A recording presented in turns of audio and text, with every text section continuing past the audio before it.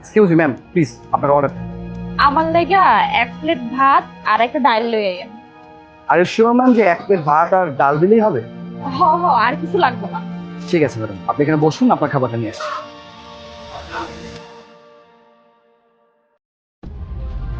Ma'am, এই যে আপনার।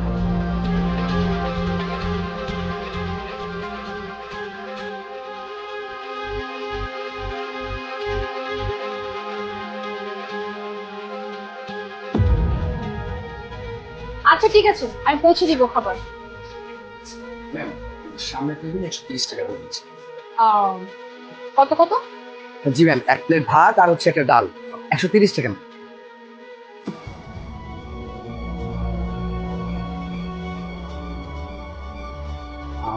ম্যাম, আপনার বিলটা হচ্ছে 130 টাকা। 130 টাকা? কিন্তু ভাইজান, আমার কাছে তো কোনো টাকা নাই। কি বলতেছেন? আপনার কাছে টাকা নাই মানে? টাকা নাই তাহলে আপনি খেতে আসছেন কিসের জন্য? বিশ্বাস করেন ভাইজান, আমার কাছে কোনো টাকা নাই। আসলে আমার অনেক খিদা লাগছিল, আমি খিদার জ্বালায় আর থাকতে পারতাছিলাম না। এর লেগে আমি এই দোকানে আইয়া কয়টা ডাইল ভাত খাইছি। আরে আশ্চর্য, আপনি যা ইচ্ছা তাই বলে যাচ্ছেন। আপনার কাছে টাকা নাই তাহলে আপনি রেস্টুরেন্টে খেতে আসছেন কিসের জন্য? ফাইজলামি করতে আসছেন? শুনেন, এইসব ফাইজলামি না আমাদের এখানে চলবে না। চুপচাপ আমাদের টাকা আমাদেরকে বুঝাই দেন। কিন্তু ভাইয়া, আমার কাছে না কোনো টাকা নাই, আমি আপনার কোনো টাকা পয়সা দিতে পারবো না। আপনি বরং এক কাজ করেন, আপনি আমারে কয়ে দেন আপনি হোটেলে কোনো কাম কাজ আছে কিনা, আমি ওই কামটা করে এই টাকাটা পরিশোধ করে দিই। আপনি আমাদের হোটেলে কাজ করে আমাদের টাকা আমাদেরকেই পরিশোধ করবেন? শুনেন, আমাদের এই হোটেলে প্রত্যেক সেকশনে আলাদা আলাদা লোক রাখা আছে। আপনাকে দিয়ে কাজ করে আমাদের টাকা পরিশোধ করার কোনো দরকার নেই। আর তার থেকে বড় কথা হচ্ছে, আপনার কাছে যেহেতু টাকা নাই, আপনি খেতে আসছেন কিসের জন্য? আপনাদের মতো ছোট লোককে না আমরা খুব ভালো মতো জানি। হ্যাঁ, এখানে এসে ধান্দাবানি শুরু করছেন আপনারা? হ্যাঁ, কি মনে করছেন যে এইভাবে নকরা করবেন আর আমরা আপনাদের ছেড়ে দিব? দাঁড়ান, আপনারা এখনই আমি ব্যবস্থা করছি। আপনি দাঁড়ান। ম্যাম, একটা তো ঝামেলা হয়ে গেছে। কি ঝামেলা? ম্যাম, সামনের টেবিলে যে 130 টাকা বিল হয়েছে, সে এখন বলছে সে বিল দিতে পারবে না। সে বিল না দিয়ে সে নাকি এখানে কাজ করে বিল পরিশোধ করবে। এটা কোন ধরনের কথা ম্যাম বলুন? এটা একটা ব্যবস্থা করতে হবে ম্যাম।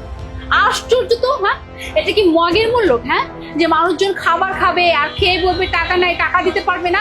আমার এই হোটেল কি ফ্রি খাবারের জন্য খুলেছে নাকি? সেটাই ম্যাম, আমি তাকে অনেক করে বলেছি আপনার কাছে যেহেতু টাকা নাই তাহলে আপনি খেতে আসছেন কিসের জন্য? সে একই কথা বলে যাচ্ছে, আমার কাছে কোনো টাকা নেই। এটা কি মগের মূল্য ম্যাম বলুন? এখন বলুন ম্যাম, আমি তার বিরুদ্ধে কি করবো? আপনি যা বলবেন আমি তাই করবো। আচ্ছা, কে কে এই কাজ করেছে দেখি? ওই যে ম্যাম, ওই যে ওই মহিলা।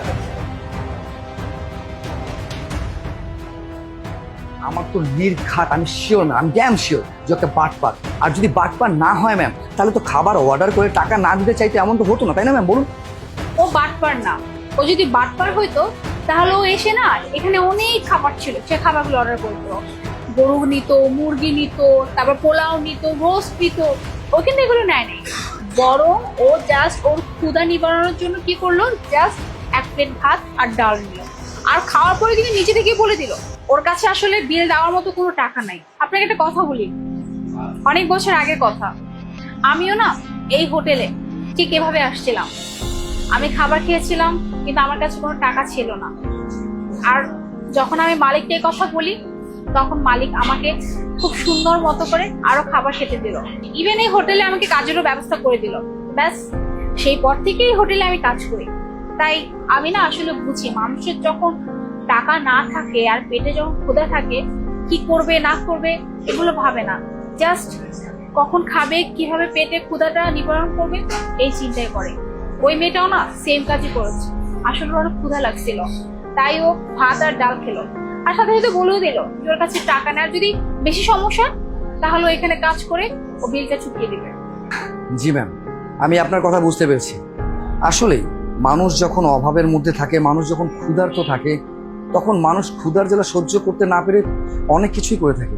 আর তার বেলা হয়তো ম্যাম ঠিক তাই হয়েছে, আমি বুঝতে পেরেছি না। আচ্ছা ঠিক আছে, আপনি এক কাজ করেন। হ্যাঁ, আপনি ওর কাছে গিয়ে জিজ্ঞেস করেন যে ওর কোনো কাজের দরকার আছে কিনা। যদি কাজের দরকার থাকে তাহলে আমাদের এখানে কাজ করবে। তাতে করে কি হবে, ও মাসে স্যালারি পাবে আর 3 বেলা খাবারও পাবে। জি ম্যাম, আপনি যে এত ভালো একজন মানুষ তা কখনো আমি বুঝতে পারি। ঠিক আছে ম্যাম, আমি ওনার সাথে কথা বলে বাকিটা দিচ্ছি।